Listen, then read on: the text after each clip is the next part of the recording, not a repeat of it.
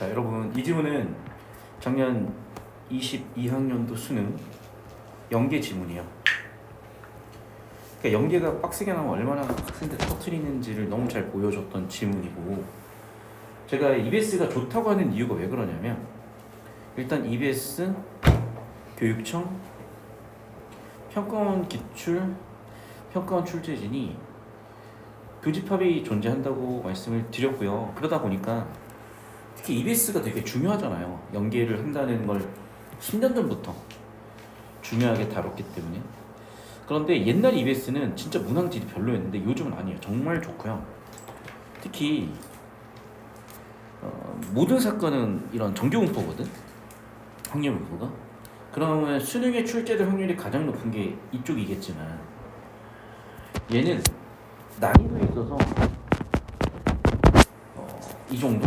정보량이라든 학생을 좀 당황시키는 측면에서 이렇게까지 나올까 싶은 이쪽에 치우쳐 있는 지문이다 보니까 일단 난이도나 구조, 굉장히 다 좋은 지문이었는데, 문제가 뭐냐면 이 퍼즐이 너무 얽혀있는 느낌이었어요. 무슨 얘기냐면, 자, 지금 경상수지 얘기 나오잖아요. 일단 봐. 경상수지 관련해가지고 우리 경제 패트에 제가 얘를 수록시켜 놓은 이유가 있어요.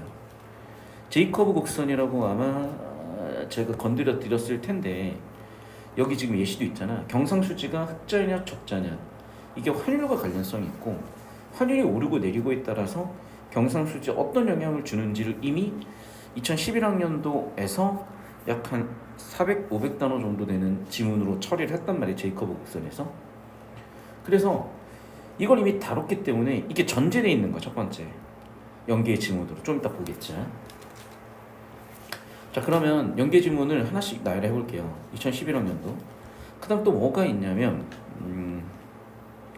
확장적 제도적 정책. 이게 뭐죠? 쉽게 얘기하면 양적 하나 Q2를 얘기하는 거. 물론 엄밀하게 좀 달라요. 엄밀하게 좀 다른데 엮여있는 지문을 보자고요. 그러면 이것도 참 골치 아픈 게 뭐냐면, 보세요. 사실 이 양적 하나 지문은 언제? 20 EBS였어. 그리고 이게 20 6월 평가원의 글로벌 금융위 지문이 엮였잖아요. 그리고 사실 얘는 또 뭐가 베이스냐면 20 3월 학평에서 자본주의 지문하고 또 엮여있단 말이야. 그러니까 벌써 지금 3개가 엮여있는 거고, 그 다음에 이게 또요, 18 6월에 그 다음에 18 수능에 통화정책하고 오버슈팅 지문 기억날 거야. 그 원리도 들어가 있어. 그러니까 벌써 지문이 직접적으로 6개가 엮여 있는 거야.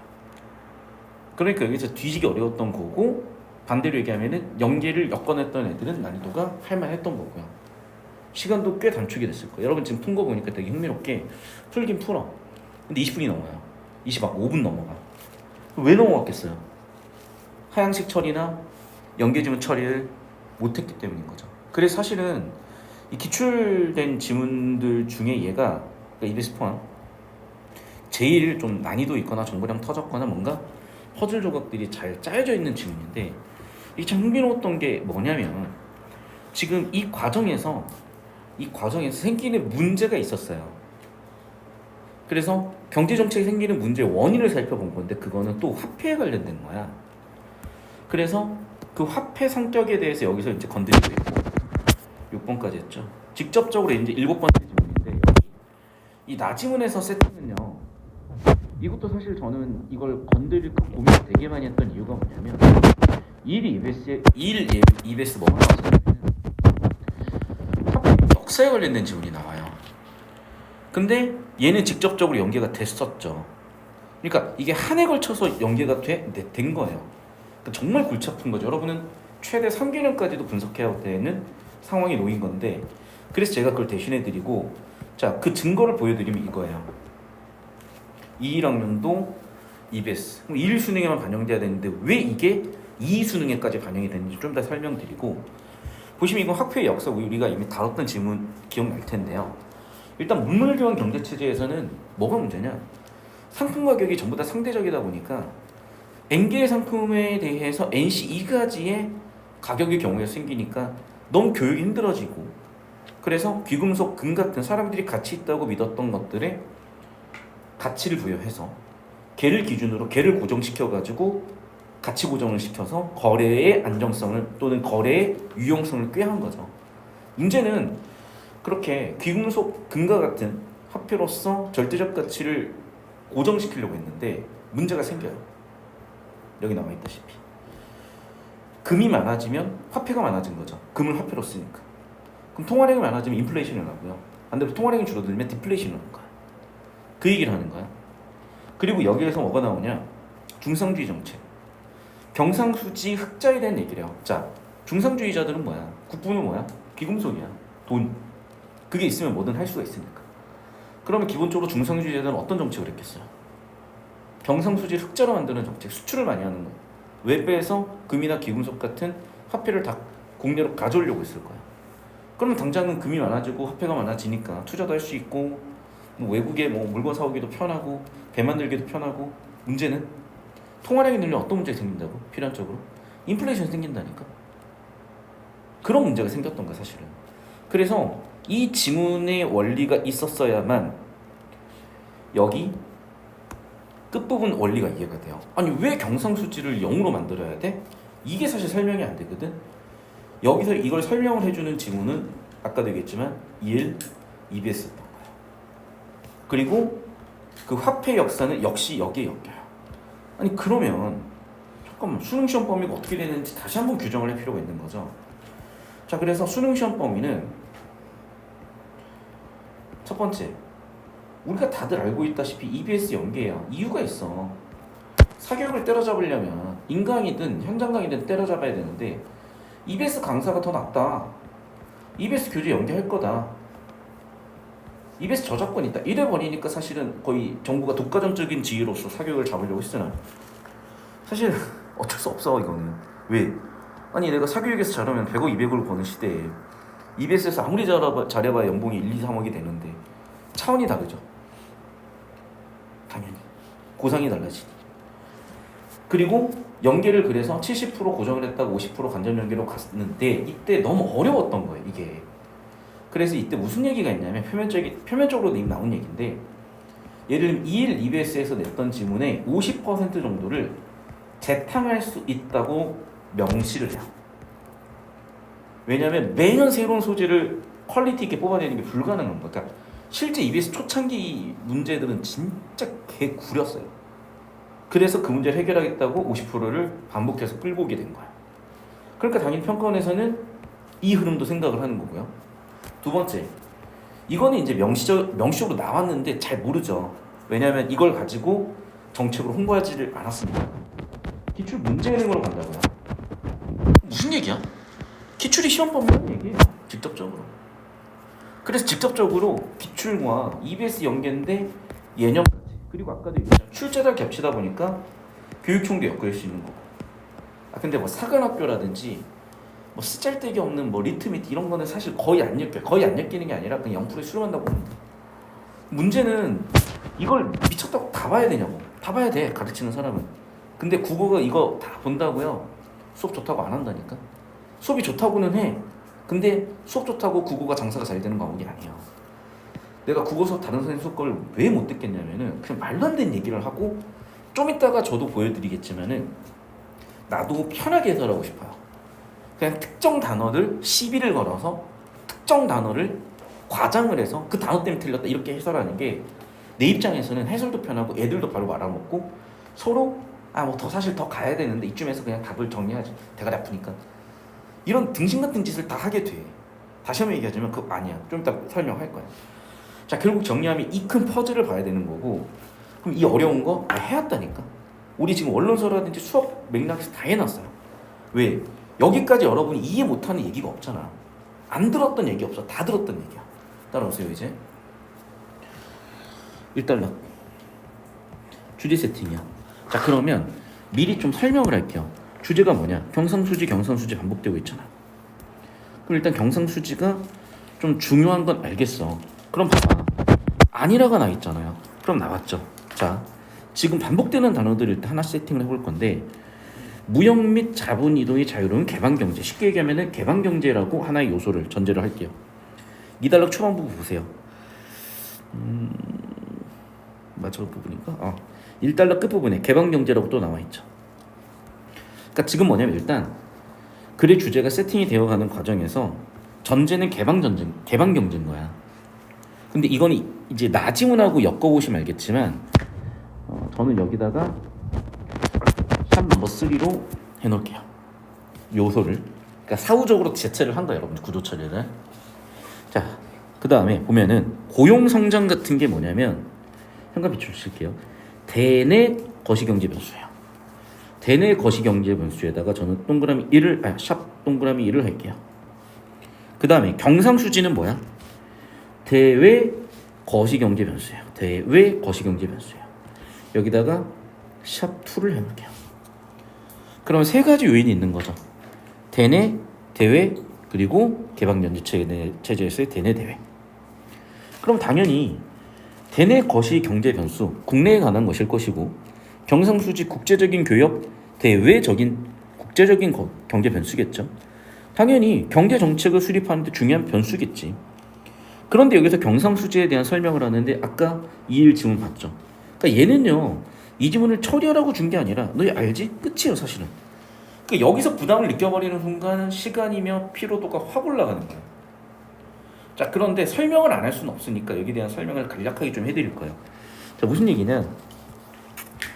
자, 이미 여기서 설명을 끝냈기 때문에 여기에 대해서 잠깐 언급하고 아까로 돌아가서 필기 정리를 좀 해드릴 텐데, 제이커브 곡선 지문이에요. 어딨냐? 제이커브 곡선.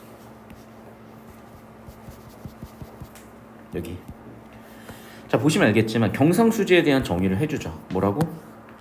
수출 마이너스 수입이라고요. 흑자 적자라고요. 이 내용 그대로 들어와 있어. 보시면 알겠지만. 수출 마이너스 수입, 그리고 흑자 적자. 그대로 2일 수능 지문, 2일 9월 평가원 지문 그대로 때려 박았어. 사실은. 그래서 일단 그래도 뭐 처음 본다라고 우기면 어쩔 수 없으니까 그래, 내가 졌다, 처음 본다고 생각하고 1단락 주제 세팅을 하면, 일단 첫 번째 개방경제체제고 대내적인 게 있고 대외적인 게 있는데, 대외적인 거 대표는 경상수지. 경상수지는 수출 마이너스 수입.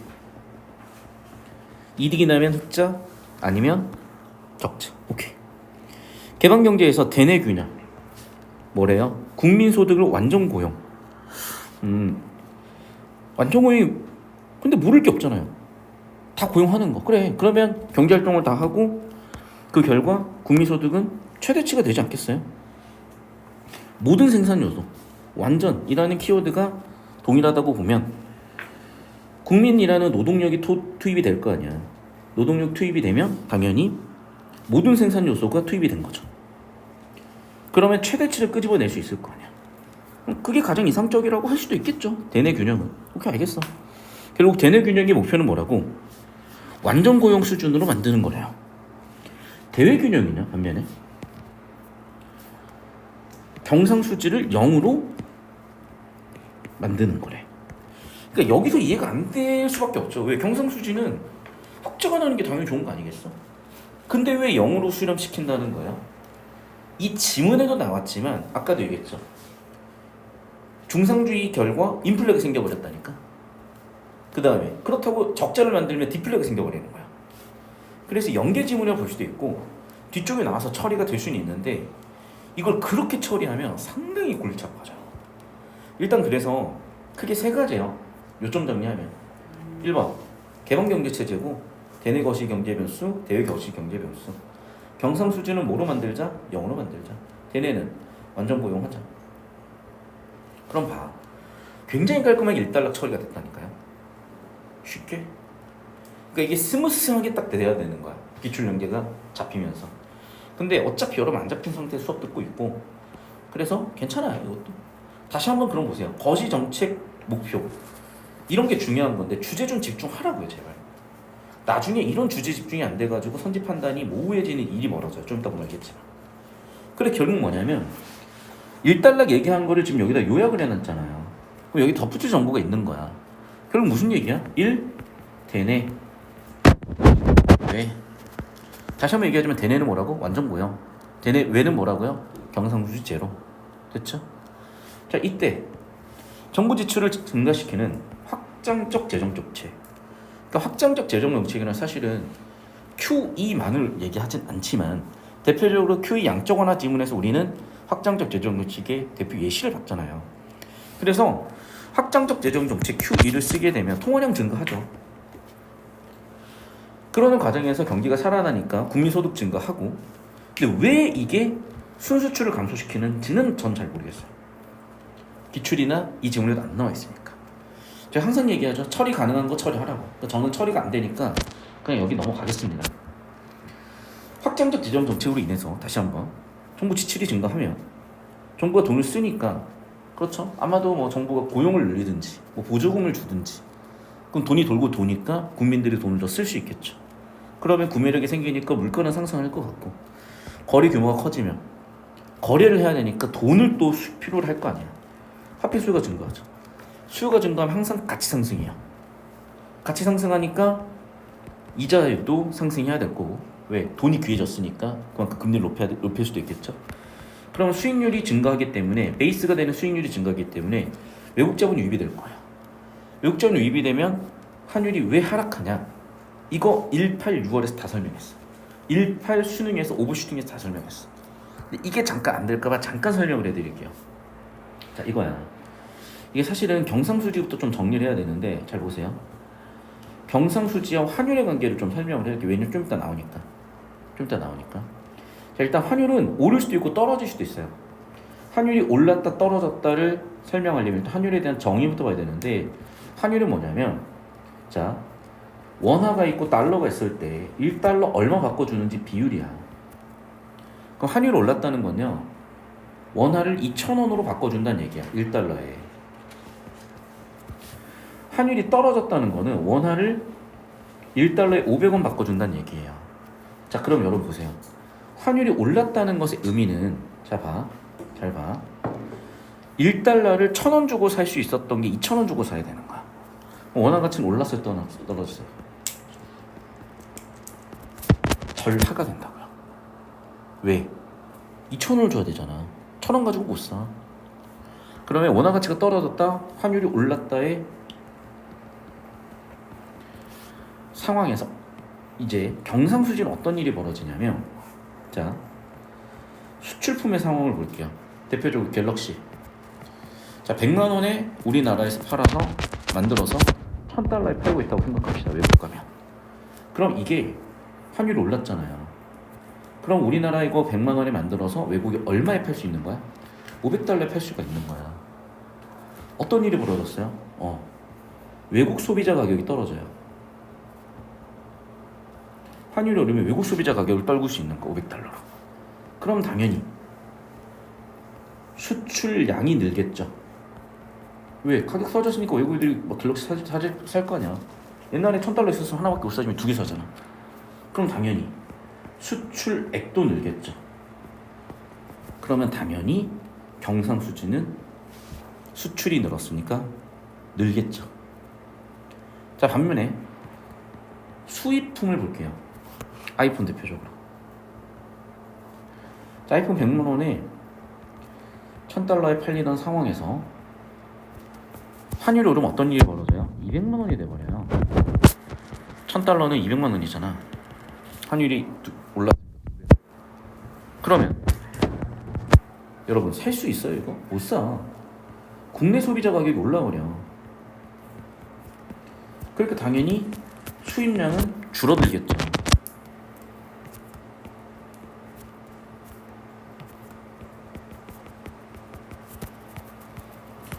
수입액도 줄겠죠. 수입액이 줄었어? 마이너스가 줄었어? 경상수지는 다시 한번 위로 가겠죠. 왜? 경상수지가 뭐였는데? 수출 마이너스 수입이잖아. 그러면 수입은 줄었고 수출은 늘었고 당연히 경상수지는 개선될 수밖에 없는 거죠. 이해됐어요? 자, 그럼 다시 여기도 마찬가지야. 수익률이 늘었으니까 외국 자본이 들어올 거 아니야. 그러면 원화를 사죠. 원화 수요가 많아지는 거야. 원화 수요가 많아지니까 당연히 원화 가치가 오르죠. 원화 가치가 올랐으니까 환율이 떨어질 수밖에 없지. 아까 설명했잖아. 원화 가치가 다시 좀 거꾸로 여기죠. 원화 가치가 오르면 환율은 떨어질 수밖에 없는 거예요. 이해됐죠? 그럼 원화 가치가 떨어졌어. 원화 가치가 올라서 환율이 떨어진다고요. 즉 가치가 오른다. 평가 절상되는 거야. 그럼 아까 환율이 올랐을 때 반대가 되는 거죠. 수출 감소, 수입 증가하면서 경상수지는 적자가 돼버릴 거 아니야. 그런데 기존 경기 상태가 경기 불황이었다. 즉 대내적으로는 경기 불황의 문제를 해결하려고 양적 완화 정책을 썼는데 이 양적 완화 정책 결과가 뭐야? 대외적으로 손실을 보잖아요 지금. 그럼 결국에는 뭐요? 또 문제가 생기지. 결국 뭐야?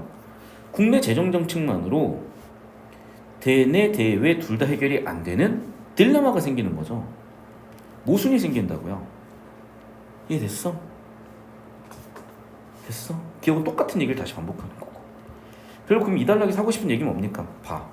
사실은 제가 다 설명해놨지만 여기서부터 여기까지는요 이미 기존에 다뤘었던 18학년도 6월 통화정책, 그에 따른 환율 변동, 외국 자본의 변동, 여기에다가 2일 9월에 나왔었던 환율에 따른 흑자 적자 개념까지 세팅이 된 거고, 그래 사실 여기도 철야라고 준 게 아니야. 이미 다룬 거 언급한 것 뿐이지. 결국 하고 싶은 얘기는 뭐야? 그래 이달락 주제 세팅은요 그래서 결국 뭐야? 딜레마 빠진다. 그 딜레마는 뭔데요? 자, 국내 경기가 박살났어. 그래서 어떻게 하겠대? 양적 완화 같은 걸 하겠대. 그랬더니 얘가 다시 또 어떤 문제를 만들었어? 국외적으로 또 얘를 또 만들어. 여기는 경기 침체 권고. 그래서 확장 제적 정책을 쓴 거고. 그랬더니 잘 풀렸어야 되는데 경상수지 적자 나와 그랬잖아요. 결국 하나 문제를 하게 되면 하나 문제가 생기고 딜레마 상황이 벌어진다고요. 따라서 어떻게 해결해야 되는데, 그래 자 그럼 얘 문제도 해결해야 되잖아. 재정 적자를 해결하는 방법 뭐겠어? 아까 배웠죠. 환율을 의도적으로 조작하는 거야. 환율을 높여버리면 돼요. 아까 배웠잖아. 환율을 높여버리면 원화 가치를 의도적으로 절하시켜버리면 수출이 늘고 수입은 줄어. 그러니까 경상수지는 개선이 된단 말이야. 그럼 결국엔 동시에 달성시키려면 어떻게 되겠어? 확장적 재정책 쓰면서 환율도 조작해야 되는 거야. 그래서 대내의 균형을 동시에 달성하기 위해서 어떻게? 순수출을 증가시킬 수 있어야 되는데 대표적으로 뭐가 있다? 그래 환율이 있다. 됐죠? 그래서 첫 번째 어떻게 해야 된다? 대내적으로는 양적 완화 QE를 쓰지만 대외적으로는 환율 인상을 해야 된다. 됐나요? 즉 이 딜레마 상황을 어떻게 해결한다? 환율을 조작하고 확장 재정책 둘러싸야 된다. 대내 대외 이렇게 처리해야 된다. 자, 3달러. 재정 정책은 아마 흐름상 보니까 대내 정책이겠죠. 환율 정책은 대외 정책이겠죠. 총 수요에 영향을 주는데, 자 독립적이래. 그래서 그러니까 지금 3번은요 문항 설계를 하다 말았어 평가원에서. 그러니까 제 생각에는 이 3단락은 어떤 형태로든 출제가 예측이 되긴 해요. 총수요 뭐 이런 얘기들로 이게 뭐 몇 년 아닐지 아니면 묻힐 수도 있긴 해. 이렇게 설계를 하고 세팅을 했다는 거는 써먹을 수 있는 소재적 특성이 있는 거고, 근데 문제 푸는 데는 크게 역할이 없어요. 자, 일단 재정 정책은요 대내 정책은 어떻다? 크기에만 영향을 준다. 대외 정책은 어떻다? 질적 구성 요소에 영향을 준다.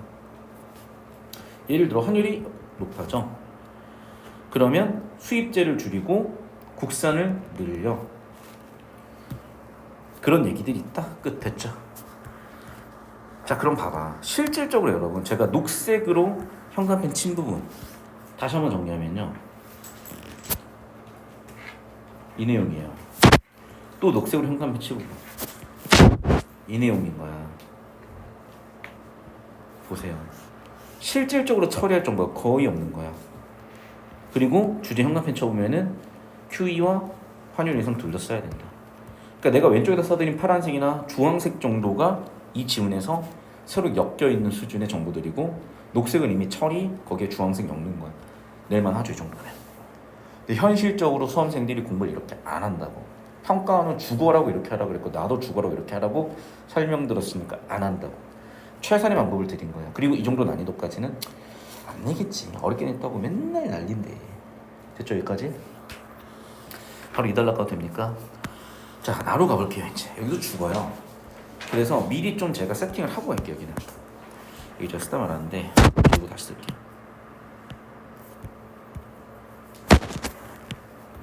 자, 얘가 또 어려웠던 이유는 뭐냐면 통시적인 흐름을 다 뒤집어 놨어.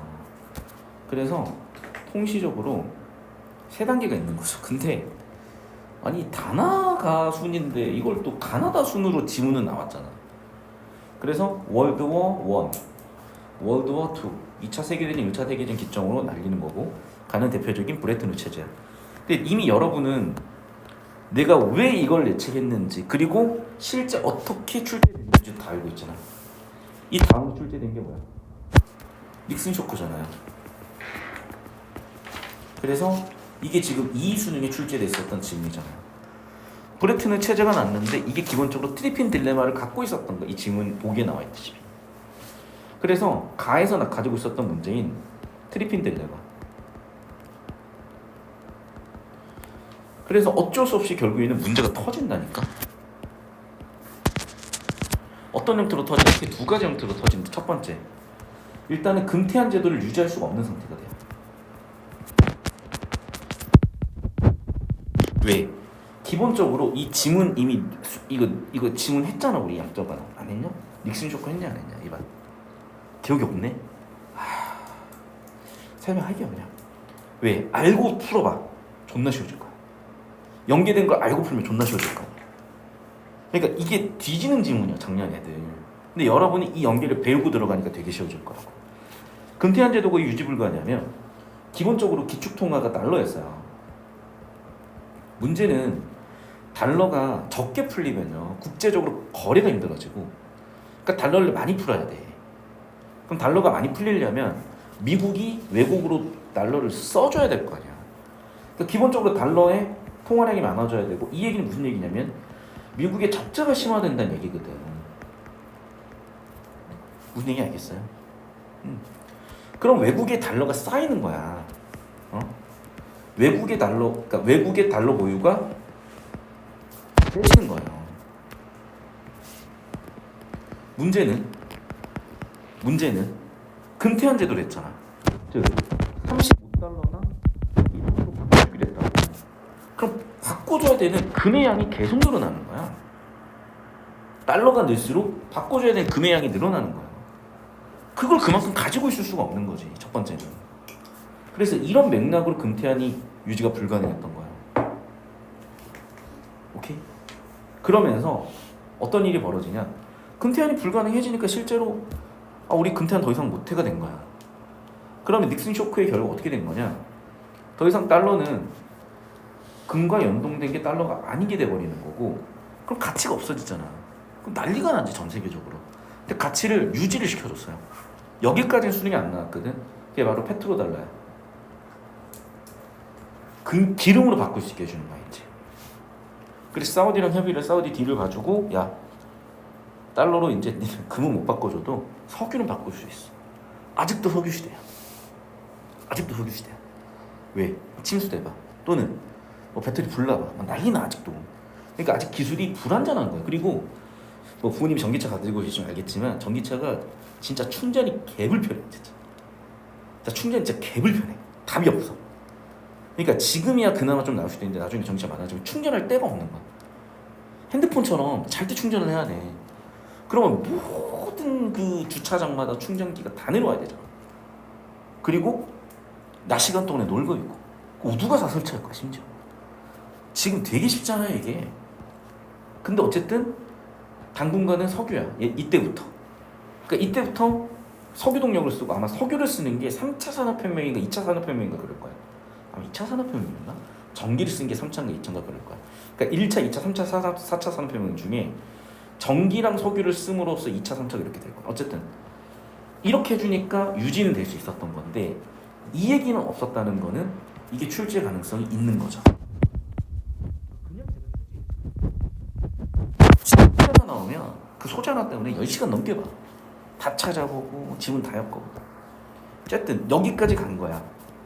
여기는 제가 검정색 써서 수능 엮인 거야. 자 그럼 다시 지문으로 돌아볼게요. 그러면요. 자 가로 가와 나를 설계를 빡세게 잡았으면 여러분 보였을 것 같아요. 첫 번째 제가 그래서 샵 동그라미로 잡은 건데 대내적인 게 있고요. 샵 동그라미 대외적인 게 있어. 그게 뭐야? 환율이야. 기본적으로 다시계는 뭐였어? 고정환율을 썼어요. 그랬더니 어떤 문제가 생겼어. 그게 전쟁으로 터진 거야. 명시적이진 않지만. 그러니까 해결하자고 뭐가 들어왔겠어? 변동 써야지. 우리가 진짜 뭐 바보도 아니고 고정환율 써가지고 사고 터졌으면 변동환율로 가야지. 그랬더니 또 2차 세계대전이 터지는 거야. 그럼 바보가 아닌 이상 어떻게 하겠어요? 다시 고정환율로 가야지. 그런데 아니 여기서 고정 터져가지고 또 터졌으면 또 터질 거 아니야. 그래서 고정 플러스 일부 변동을 허용해줘요. 환율이 안정돼 있으니까 환율이 고정돼 있으니까 대외적인 교육이 안정적일 거 아니야. 환율이 넓혀봐. 그러면 막 난장판 되는 거야. 그리고 환율이 바뀔 수 있다는 건요. 환차익을 누리고 환차익을 생각하면서 환율 공격하는 거야. 그래서 한번 영국 영란은행이 터진 적이 있어요. 조지 소로스가 박치기가 박살났지, 태국 박살났지, 우리나라 박살난 거. 그러니까 이 경제 위기가 이것 때문에 한번 크게 올 수가 있는 건데 그래서 온 거잖아. 그러니까 지금 월드워2 이후에는 브레튼 우드 체제로 고정환율 하니까 그런 일이 없었다가 닉슨 쇼크 이후에 다시 변동환율이 돼버린 거예요. 이제 변동환율이 되니까 어떻게?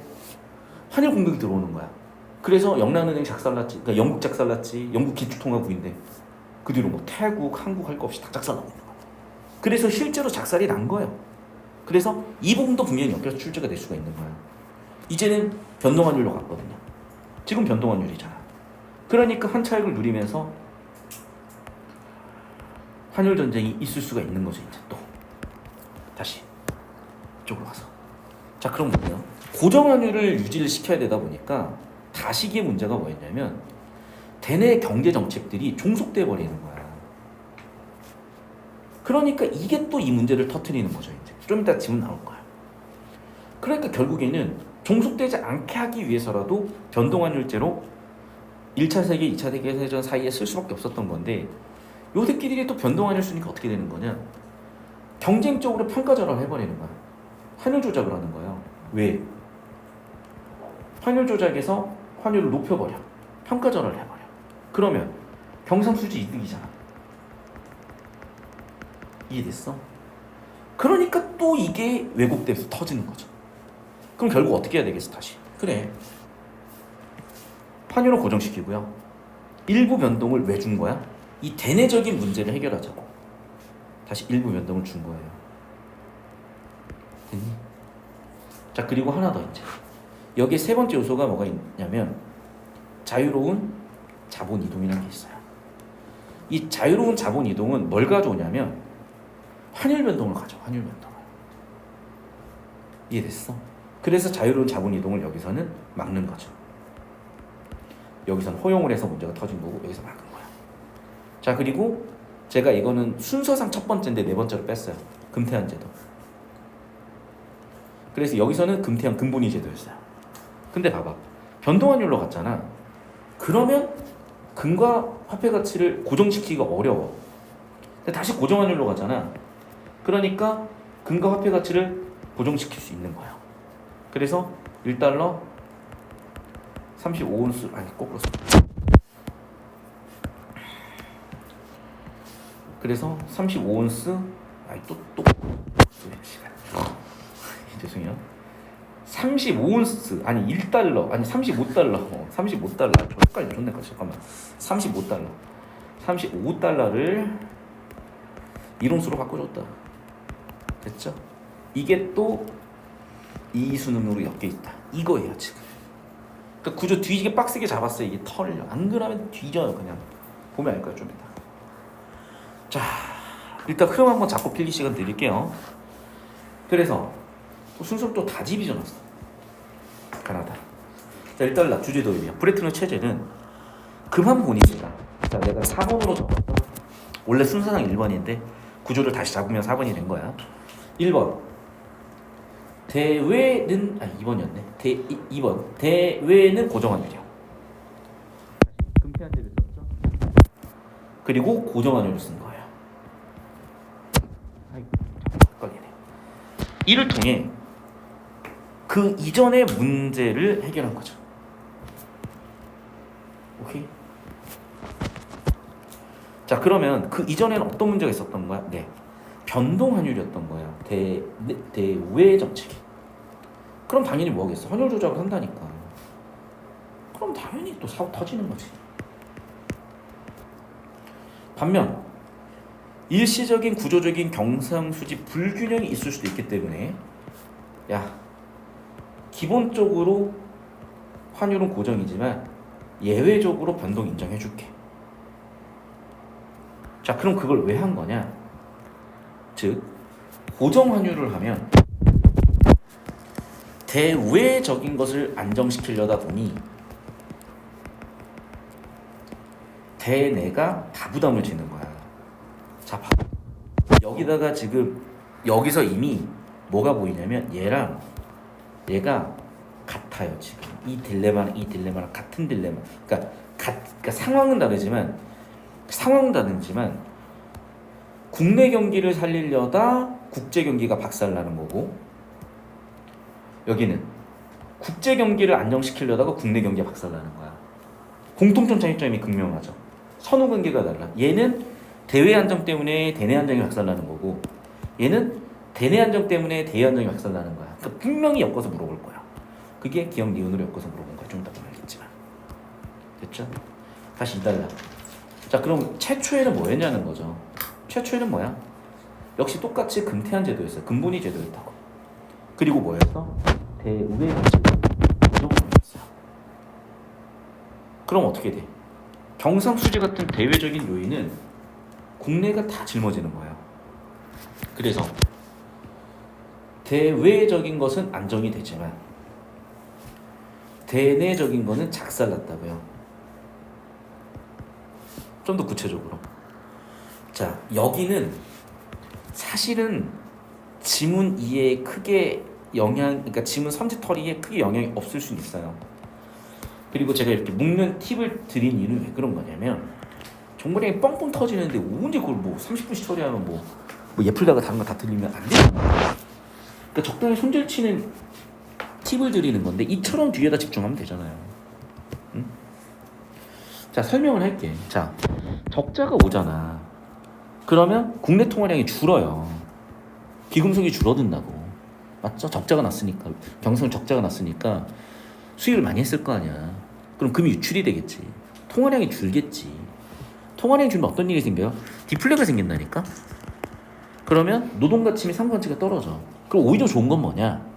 싼 가격에 만들 수가 있는 거야. 가격 경쟁력이 생겨, 희한하게. 그러면 다시 수출 증가 수익 감소하니까 경상수지가 결과적으로는 균형으로 가는 거야. 이해됐어요? 즉, 희한하네. 이게 이 다체제에서는 경상수지 적자여도 다시 균형으로 온다는 거야. 즉, 대외 안정은 알아서 맞춰진다는 거죠.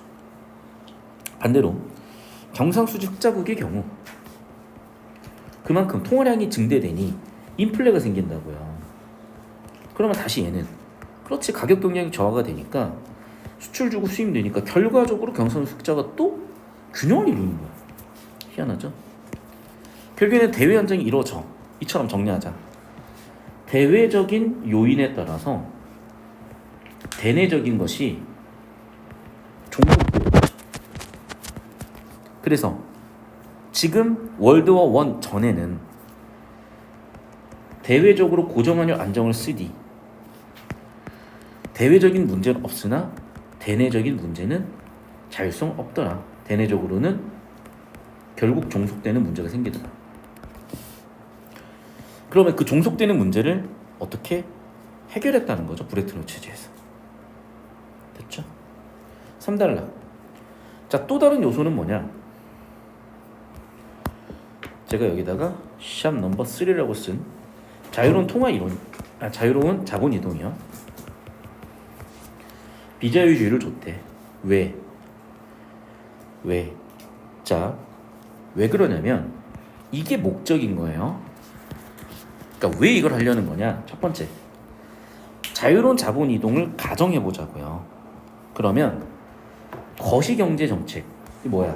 대내에 둘 다죠. 주제 잡으라는 게 이 얘기야. 거시경제 변수는 대내외 둘 다가 있는 거야. 그럼 이렇게 얘기하면 얘는 둘 다 포괄적인 거죠. 대내외에 다 장애가 된대. 자, 무슨 얘기인지 볼게요. 자, 조세나 인플레이션은 뭡니까? 대내 변수예요.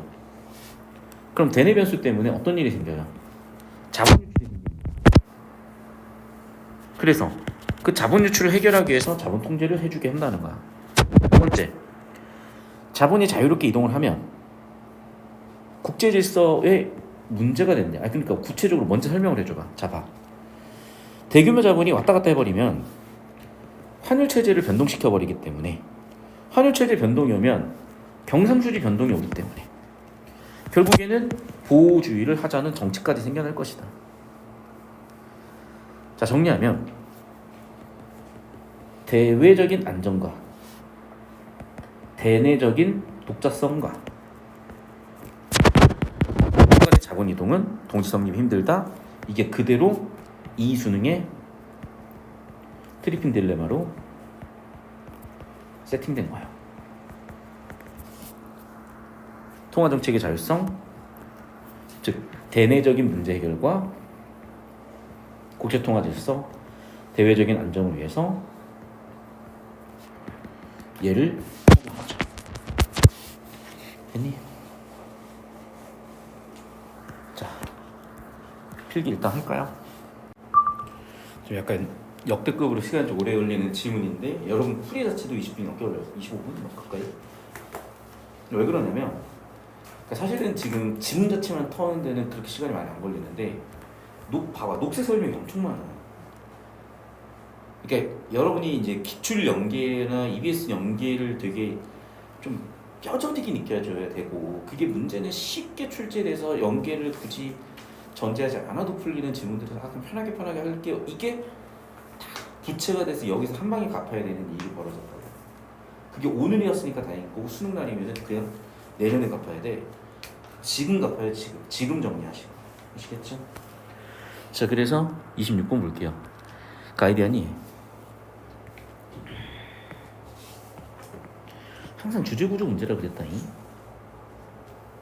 그러면 1번도 괜히 쓸데없는 세부 내용이 아니라 이거 뭐야? 대내 목표잖아요. 맞죠? 이거는 왜 목표 아니야? 그게 뭐야? 그래, 가에서 세팅한 개방경제에서의 목표, 대내외 목표, 끝. 깔끔. 그럼 주제구조를 잡으면 그 주제구조 흐름대로 그냥 순리대로 보이면서 자연스럽게 의심할 거 없이 처리가 되는데, 괜히 이해도 못하고 뭐가 잘못됐지 뭐 이러고 있으니 이건 선지. 정부 지출을 감소시킨다? 잠깐만요. 긴축이니까 돈을 덜 쓰니까 감소시킬 수 있을 것 같긴 해. 근데 봐, 일단 첫 번째요. 지금 QT라고 해서 Q라고 써. Quantitative Tight. 이 긴축에 대한 얘기는 일단 없어. 맞죠? 자, 두 번째, 이 긴축이 이걸 만드는지도 모르겠어. 애당초 없으니까. 근데 추론은 할 수 있어요. 왜? 확장적 제조 정책이 반대로 갈 거니까. 그런데 확실한 건 이거야. 지금 핵심 원리를 보라니까요. 빨간색 쓸데없는 데서 어그로 끌리지 말고, 국내 이자율 상승하면요, 뭐가 상승해? 수익률 상승하지. 그러면 외국 자본 유출 안 된다니까요. 맞죠? 정답 이건 끝이라니까. 핵심 원리 중에 핵심 원리잖아. 더군다나 얘는요, 여러분 배우셨다시피 18 수능에서 나왔었던 오버슈팅 지문이야. 맞죠? 통화량 증가, 이자율 하락했을 때 생기는 문제, 오버슈팅이잖아 이게. 끝 진짜 깔끔하게. 그러니까 뭔가 딱 자세가 딱딱 잡혀 있어야 딱딱딱 뭔가 처리가 되는 건데 뭔가 자세도 흐지부지하고 주제구조 적당히 털고 선지 들어와서 모르겠으니까 발주독하다가 에라 모르겠다 작살내고 어차피 틀리는 거 왜 그러고 있냐. 하나라도 정확하게 배운 대로 하자고. 27번 갑니다.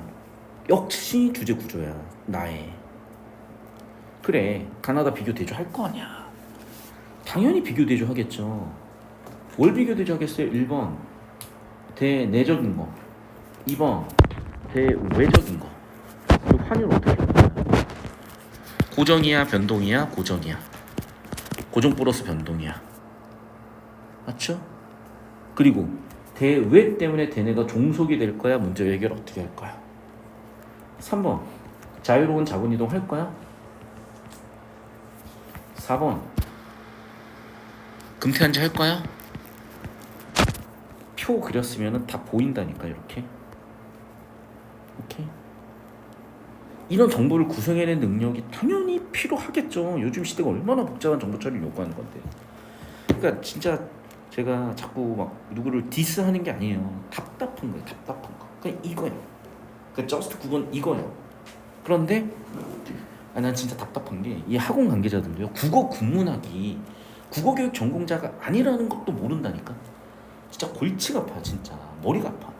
어떤 느낌이냐면 의예과와 항예과를 구분 못하는 느낌이야. 의대치대를 구분 못하는 느낌이야. 이건 진짜 의대랑 수의대를 구분 못하는 것 같아요. 맞잖아. 뭐 수의대도 뭐 고치고 뭐 의대도 고치니까 둘 다 고치지. 사람 고치지. 맞는데 좋아. 그러면 아플 때 뭐 수의사한테 갈 거야? 수의사한테 가세요. 나는 안 가. 정확하게 이거야. 보세요. 다 그렇지. 공통점 뭐야? 그래 1번 2번 대외적으로 고정환율이죠. 차이점 뭐야? 그래 일부 예외적으로 변동환율이죠. 정확하게 1번 물어보잖아.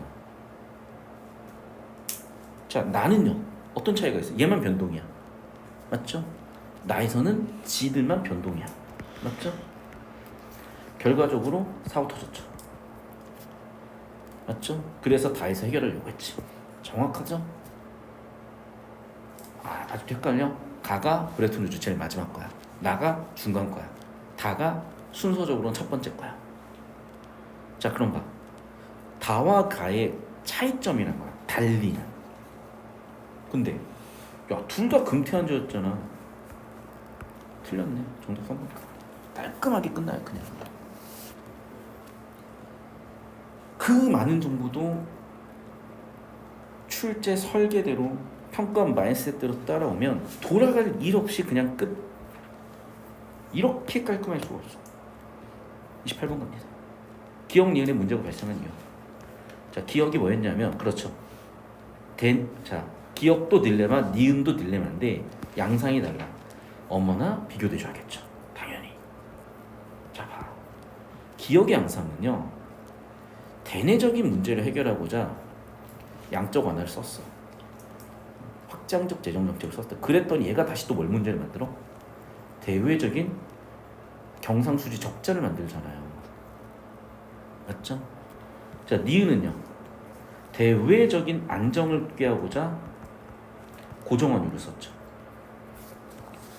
고정환율 써놓으니까 어떤 문제가 생겨? 니은 그거 맞지 않냐? 고정환율 썼잖아. 맞죠? 어떻게 돼? 국내 통화 정책이 종속돼 버리잖아요.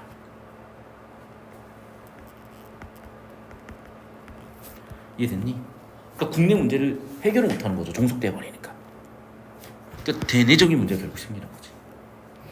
그럼 봐. 비교대조 포인트를 왜 안 먹겠어요? 비교대조 포인트가 정확하게 존재하는데. 1번 국가 간 자본 이동이 통제된다? 봐. 이게 차이점이잖아. 자, 가에서는 오케이였어요. 나에서는 막았어. 기억나죠? 모두가 틀렸죠. 나에서는 4구정 막았잖아. 브레튼 우즈 체제에서는. 자, 모두 아니요. 가는 변동 환율 맞아. 나는 근데 변동 환율 아니라니까. 나는 고정 환율이에요. 환율 변화 없다고. 나는.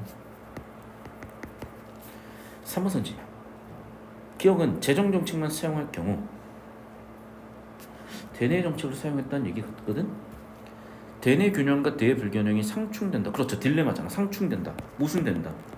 그렇지. 이게 딜레마잖아. 고정환율제에서는요. 대내가 종속된다니까? 무슨 얘기를 하는 거지? 뭔가 핏이 안 맞아. 뭐 발제도를 해봐도 돼. 어떤 부분? 경상수지 불균형이 해소될 수 없다? 근데 찾아보면 나올걸요? 이게 빡세게 원리 설명이 돼 있을 거야. 어디에? 여기에. 여기 원리 설명 되어 있죠. 맞죠? 즉 무슨 얘기야? 그래. 대외를 안정 만들어 놓으니까 대내는 종속될지언정 대외는 알아서 해결되죠. 경상수지 불균형 결국 안정으로 가잖아. 됐어? 4번 선지 맞는 것 같긴 해. 확인해봐야 되잖아. 왜? 양적 완화 같은 돈을 썼죠. 국민소득 증가하면서 뭐 소비가 늘든지 이유는 모르겠으나 순수출 감소된다고 나왔었던 것 같거든. 근데 봐. 아니요. 지금 얘는 결국 뭐야? 대외 안정으로 가는 걸 얘기하는 거야. 그리고 봐. 경상수지 적자가 나면 디플레가 일어나죠. 틀렸죠, 얘도. 즉 여러분 이 판단했었어야 되는 거죠. 3, 4번이 처리가 안 됐다면 제가 이 파란색으로 칠한 이 부분에 대한 구조를 다시 들어와서 처리했다면 명확하게 될 수 있는데 역시도 뭐라고? 주제 구조를 잡아야지. 특히 구조 원리를 잡는데 초점을 뒀어야지 해소가 됐을 거다. 됐나요? 그럼에도 불구하고 사실은 정답은 이거야. 즉 그럼에도 불구하고 정답은 주제 집중이었다는 거예요. 왜? 자 봐. 자, 대내의 문제를 해결하겠다고 경기 침체를 해결하겠다고 뭘 썼어? 양적 완화를 썼더니 얘가 뭘 가져와? 다시 재정 뭐였지? 수출입 경상수지를 좀 무슨 얘기야? 대내적으로는 해결이 됐으나 대외적으로는 문제가 생기잖아요. 상여론을 갖고 오잖아. 그게 모순이라는 거라니까 지금. 니은도 마찬가지죠. 니은도 대외 때문에 대내가 종속이 돼버린다니까. 깔끔하게 5번이라고. 쓸데없는 데서 어그로 끌리지 말고 이거잖아. 그냥 대내 문제 해결하려다가 대내 문제 해결되면 대외적인 문제가 생겨버리는 거고, 대외적인 안정 때문에 대내적인 게 종속이 돼버리는 거고, 대외적인 경제 상황 때문에 대내적인 게 종속이 돼버리는 거고, 대내적인 목표를 해결하려고 보니 대외적으로 문제가 생기는 거고. 깔끔하게 주제 그냥 들어와서 정답 끝인데 뭘 쓸데없이 찾고 있냐고. 알겠어요? 그러니까 여러분 실전에서도 마찬가지야. 3, 4번 스킵했어도 돼. 정답이 딱 보이는데 주제로. 그러니까 정보 가치를 판단을 하라는 거예요. 이렇게 같이 떨어지는 정보들은 정답 선택 확률이 13%밖에 안 되기 때문에 굳이 여기서 에너지 쏟지 말고 정답 안 나오면 그때 에너지 쏟아도 되는 거고. 그냥 이 자체로 보시면 된다. 이게 그냥 수능 거 그 자체예요. 제발 입들 좀 털지 말자 그러자. 우리 헷갈려 자꾸 이렇게 하면. 이상한 소리 들으면. 자 이거 보세요. 연계된 자유주의. 그럼 이건 뭐야? 그래. 1번 대내적인 것과 2번 대외적인 것이 동시에 해결될 수 없다 보니 3번 얼굴 좀 치워버린다? 4번에 자유로운 이동을 못하게 막아버린다. 자 그럼 봐. 각국의 경제정책적 자유주의, 국제무역 자유주의가 연계돼 있다.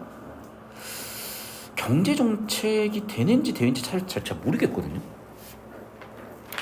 근데 어쨌든 경제정책을 대내라고 보고 국제니까 대외라고 보면 둘은 사실 관련이 있죠. 자유로운 자본 이동과도 관련이 있죠, 분명히. 그러니까 지금 셋 다 관련이 있는 거잖아. 이해됐어?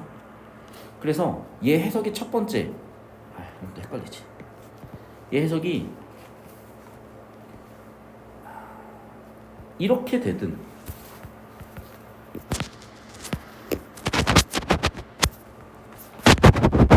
이렇게 되든 어쨌든 다 연동된 건 맞아. 그리고 그래 굳이 여기를 대외적인 걸 썼는데 여기를 대내적인 걸 안 쓸 이유도 없을 것 같고. 자 모르겠으면 넘어가요. 이번 문제. 각국의 국내 정책 자율성. 그렇죠. 대내적인 문제 해결하려고 하는 거지. 국제통화 안정성 봐 이거는. 대외적인 안정성이지. 두 개 관련돼 있죠. 특히 어떻게 연계돼 있어? 나의 상황. 얘 때문에 얘가 종속되는 상황이잖아. 됐죠? 3번 선지 볼게. 국가 간 자본 이동을 철저히 통제해서 그래 봐봐. 그럼 얘가 종속돼 버리니까 여기에 결과적으로 부담이 가중이 되는데 그 가중을 어떻게 해결하겠다? 국가 간 자본 이동을 시켜지 않아서 해결을 하겠다. 맞죠? 3번 문제를 고정을 시켜가지고 해결을 해주겠다. 4번 볼게요. 거시정책적 자율성. 내가 그러니까 주제 빡세게 잡으라고 한 거야. 이거는 대내냐 대외냐 둘 다죠. 어디에 나왔어? 하에 나왔잖아. 어떻게? 대외 거시경제 변수, 대내 거시경제 변수, 이달러 초안부 정부의 거시정책 목표. 주제를 빡세게 잡아놨으면 여기서 안 헤맨다니까요. 그러네. 자, 자율성이라는 게 뭐야? 대내적인 자율성도 있을 거고 대외적인 자율성도 있겠죠. 정답 4번 바로 보이죠? 왜? 나는 대외적인 자율성 있어? 없어. 대외는 뭐야? 고정환율이잖아. 고정환율이고 니네 시킨 대로 하는 거다 라고 해놨는데 어떻게 이게 자율입니까? 고정환율인데 이해 됐습니까? 즉 봐봐. 야 다시 봐봐. 다시 보니까 그러네. 거시 경제 정책 자율성이라는 게 대내외를 다시 거시 경제 정책이라는 게 대내외를 둘 다 포괄한다는 주제 세팅이 되었어야만 대외는 자율이 없는데 왜 자율권을 줘버리니까 오히려 변동 환율이 되면서 오히려 더 위기를 가져왔잖아요. 자율권 없이 고정 환율이야. 강제야. 그냥 지켜. 그러니까 문제 해결이 되고 대외적인 대내적인 게 종속이 돼서 대내적인 문제 부담을 뭐로? 자본 이동을 막음으로써 해결해 줬잖아. 선지 털다 보니까 다시 한번 이해가 명확해지는 거죠. 봐. 순서가 뭐야? 나는, 니은은 이거였던 거죠. 대외적인 문제 어떻게 해결했어? 고정환율로. 자유를 없애버린 거죠. 그러면 당연히 어떤 일이 벌어져? 대내적인 것이 종속이 돼버려. 그럼 그 대내 문제 어떻게 해결할 건데? 자본이동 막았잖아. 동시에 일부 변동시켜줬잖아. 이게 그냥 브레튼 우드 체제의 총체잖아요. 브레튼 우드 총체가 이해가 되면 4번 이상하다는 게 보이지. 왜? 거시경제 정책적 자율성이라는 건 대내외를 둘 다 얘기하는 건데 얘네 지금 핵심은 뭐냐면 고정환율 대외 자율은 없거든. 이해돼? 주제 못 잡은 애들은 4번을 못 추려내는 거예요. 그러니까 거시경제 정책이라는 게 대내를 포함한다고 카테고라이즈. 주제에 대한 세팅이 주제가 정확하게 어떤 범주를 대내 거시정책인지 대외 거시정책인지 그 기본 중에 기본이 안 돼버리니 풀겠어. 여기서 다 작살나는 거지. 그럼 봐. 그렇죠. 무슨 얘기야? 그래. 대내든 대내외든 어쨌든지 간에 대외적인 상황과 관련이 있잖아. 관련은 있잖아. 없진 않잖아. 관련이 있네. 구체적으로 어떤 관련이 있니? 그러니까 봐. 선지가 어떤 의미인 줄 알아? 야 관련 있지? 좋아. 구체적으로 어떤 원리로 관련성이 있는데 어떤 원리야?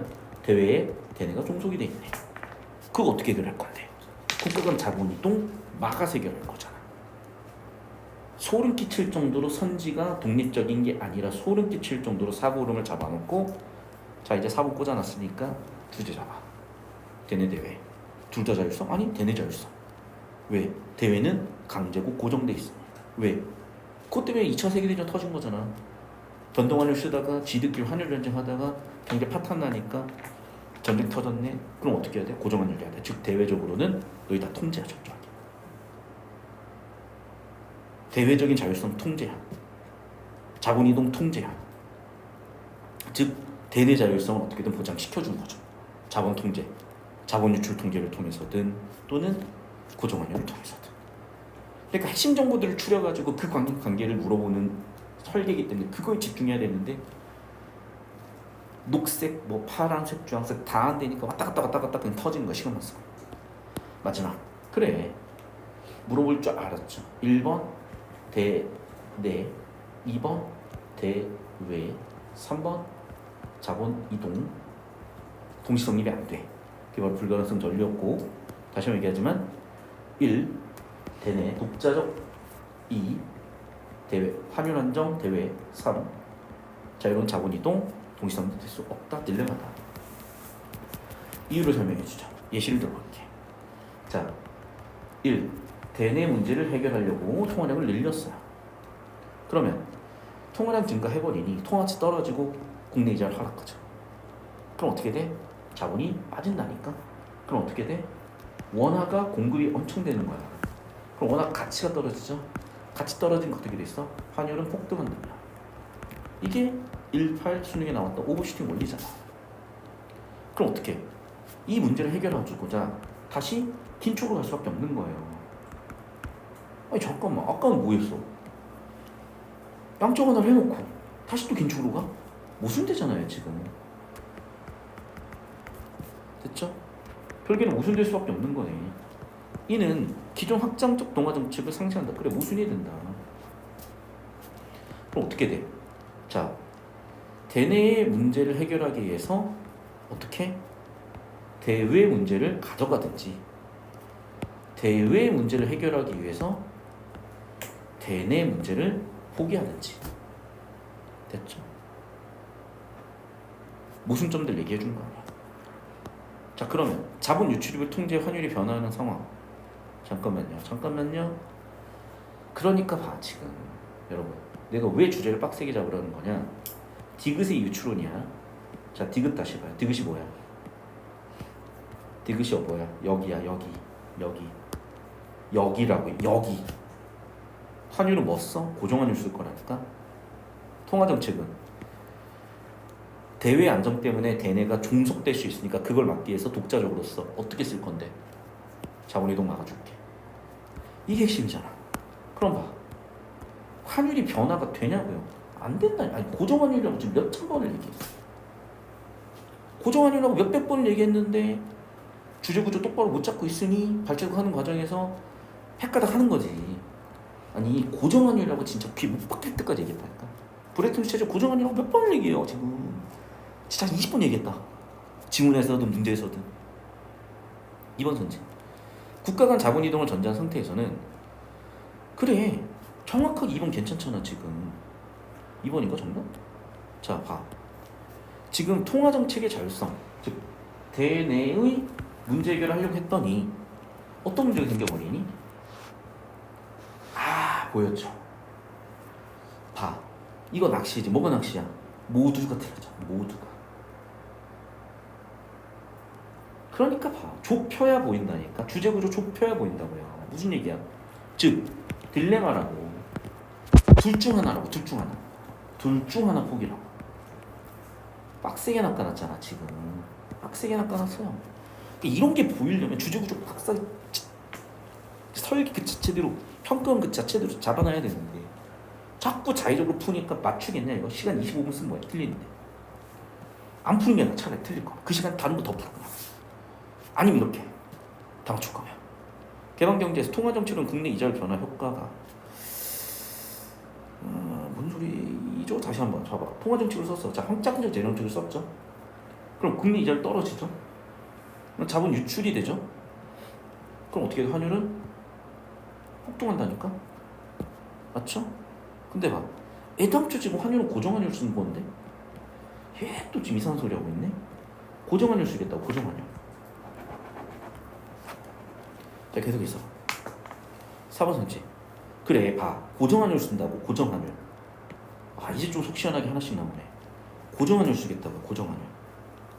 그러면 자본 유출이 다 어떻게 돼? 그래, 자본 유출이 자유로워? 그럼 어떤 일이 벌어진다?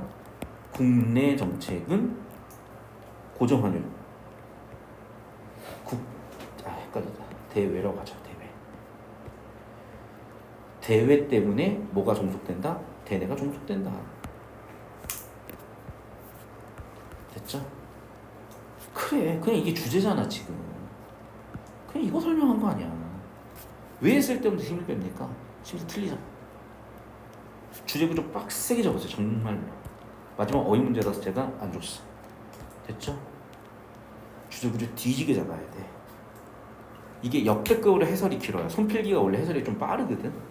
칠판을 안 쓰니까. 그럼에도 불구하고 해설이 긴 이유? 녹색이 어마어마하게 많잖아. 맞죠? 첫 번째. 자, 두 번째. 주제 구조 빡세게 안 잡았으면 계속 돌아가.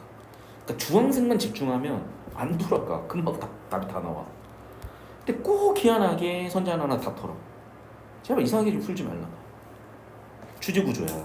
빡세게.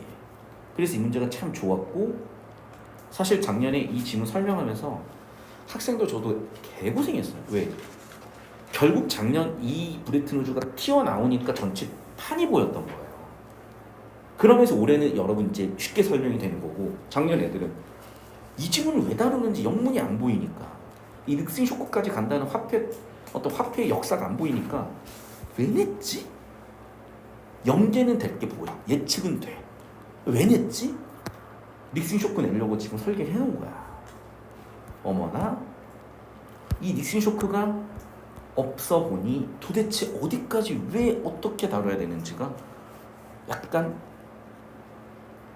아리송했던 건데, 다행히 올해는 여러분은 훨씬 이득이야. 근데 또 문제는 뭐냐면 식상해지니까 또 이제 그냥 그런가 보다 하고 해버려. 아니야, 이렇게 해야 돼요. 수업 잘 듣